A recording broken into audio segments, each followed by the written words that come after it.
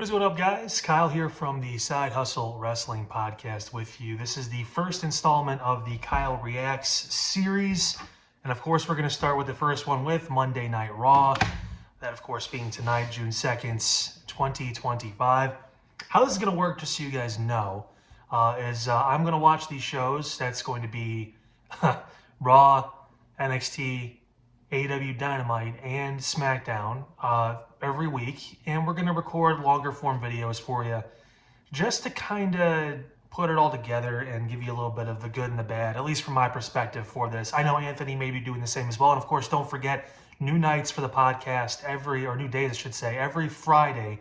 We'll have the full episode, the full hour and a half plus usually episodes of the Side Hustle Wrestling Podcast. This is kind of a little side thing for us on the channel for you to get a little bit longer form videos from us while also being able to react the same day, same night to a lot of these shows that take place. So let's talk about the good from Monday Night Raw tonight from my perspective. I love the opening segment with Sammy and CM Punk. I thought it was great.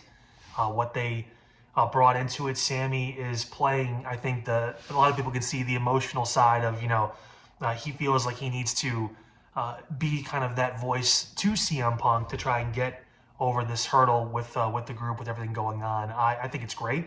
Punk obviously showed fire and has finally admitted he wants to win a title, and that's going to be his focus now. He's had the main event of WrestleMania, right? So the big question now is going to be, how does he, and what is the next mission for him in WWE? And I think once this whole Seth Rollins thing eventually flames out, I'm imagining probably by SummerSlam, he'll be able to kind of set his sights, so to speak, on the World Heavyweight Championship or John Cena and the WWE title. We'll see what happens with all that too. But love the opening segment. My favorite thing in the entire show had to have been Stephanie Vicaire and her presentation throughout all this. They had this happen with Julia over on SmackDown when she had her moment kind of looking at, Charlotte and Alexa Bliss and all that. They presented Stephanie Vicaire as a star. And if you don't watch NXT or briefly watched AEW when she had, I think, the one-off with them or whatever it was, you may not know who she is, and you feel like she feels huge with the presentation, with the video package before the match to winning the Money in the Bank qualifier. I don't know if she's going to win that match or not, but still being in it. They have a bunch of younger women in there, sprinkled in with some veterans like Alexa Bliss too. That's going to be probably the match of the entire card this coming Saturday. But loved Stephanie Vicaire's presentation, loved the fact that she won that match. Kind of surprised with Liv. We'll get into that in a minute, but still happy for Stephanie, and I think her presentation was fantastic. Also, the match was good, not great, not my favorite match, but getting to see CM Punk and AJ Styles in a ring, we haven't seen that. I don't think maybe anyone's seen that since Ring of Honor, if they even crossed paths. I'm not a wrestling historian. I couldn't tell you if they did or not. I'm sure they probably did at some point, in the 20-aughts or the 2000s or whatever. But, I mean, my God, that was cool. It was brief, obviously. But nevertheless, excited to see that happen. To see that two of my favorite wrestlers of all time got in the ring together at this stage with the names that they have was awesome. Let's talk about the things we didn't like. I try to keep this to 3 and 3 because the shows are obviously long. We'll go into great detail about bigger topics and longer form response this coming Friday with the full Side Hustle Wrestling Podcast, full podcast that releases. But Judgment Day, for me, was the one thing I didn't like in this show. It feels kind of dead. I'm not going to lie, man. It feels kind of dead to me. Even with Roxanne, it's nice to kind of incorporate someone new and to try and get it going, especially with the Carlito backlash going on now. Believe me, we'll talk about him and R-Truth on Friday as well. But yeah, I don't know.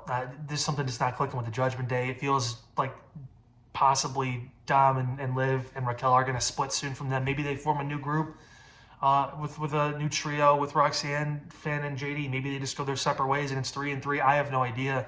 They don't get named anything. Yeah, just not. Something wasn't clicking with that for some reason. I don't know what it was. Love Roxanne. I think Finn's great. Just it didn't really feel good altogether, unfortunately. Braun Breaker and Bronson Reed with Seth Rollins in their group. Didn't mind the match. That was fine. I knew Seth was probably going to interfere. Unfortunately, sometimes WWE, that's one of the downfalls. It can be a little predictable. But I will say they need some sort of like group name or theme or something like that, like a song, whatever it is, to kind of get everyone on the same page and to show cohesiveness. My only reasoning for thinking maybe why they haven't done that yet is because there is going to be one more person that joins. Could it be Sammy? I don't know.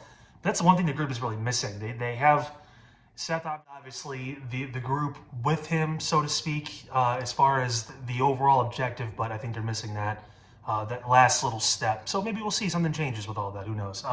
Finally, yeah, I'm not a Kairi Sane fan. I'm sorry. I just can't. I remember watching her in the Mae Young Classic, and there was some bright spots, but just now, with all the women that are coming up, with all the talent WWE has, and some of the people they've been releasing, for her to have one of those spots, unfortunately, it just doesn't feel right. Again, my opinion, my thoughts with that, but I just wasn't really into that match. And again, Raquel losing to Kairi Sane, even with Io Sky's help, I just don't. It feels forced, and I think Raquel could be a future star in the business, and has shown that before. And it's a shame. Also, honorable mention, El Grande Americano. Listen, I think it's a good comedy character. It's fantastic. The fact that this guy is in Money in the Bank, unfortunately, means there's one less person that's going to win it. I love the fact that Chad Gable is getting some push, so to speak, but this is not the way I envisioned it. I kind of was hoping it was going to be more serious, because that's always been his thing, right? He's been the serious wrestler. He's got the background, the Olympics, all that stuff, and he's got the shush and all that stuff. But ever since he got serious, it's been more about trying to be more direct with things. I don't know. If he wins Money in the Bank, man, that's going to be a rough one to react to. But anyway, that's the first installment, guys, of Kyle Reacts. Of course, we'll come back tomorrow night on Tuesday, and we'll talk about NXT and see how that goes. I'm going to suffer through Dynamite for you on Wednesday, and then Friday, SmackDown. Saturday, we'll probably have to wait till Sunday to get the Money in the Bank reactions. I've got some plans this weekend, but still, I will watch the show. We'll get you the feedback and everything as well. So make sure you guys tune in for the next installment. Thank you so much for watching Kyle Reacts. And don't forget, the full podcast, the Side Hustle Wrestling Podcast, airs now every Friday. That's the new day, every Friday, right here on the YouTube, as well as, of course, all the different audio platforms too, Spotify, Apple Podcasts, iHeartRadio app, Odyssey app, all that as well. So we will see you guys on Friday for the full show, and I will see you tomorrow night for the next episode of Kyle Reacts.